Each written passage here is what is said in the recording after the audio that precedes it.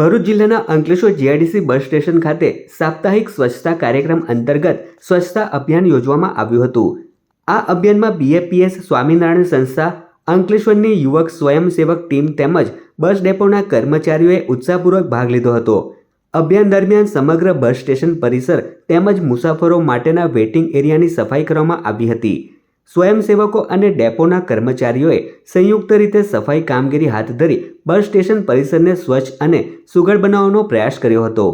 આ સ્વચ્છતા અભિયાન દ્વારા જાહેર સ્થળોની સ્વચ્છતા જાળવવા તેમજ નાગરિકોમાં સ્વચ્છતા પ્રત્યે જાગૃતિ કેળવવાનો સંદેશ આપવામાં આવ્યો હતો।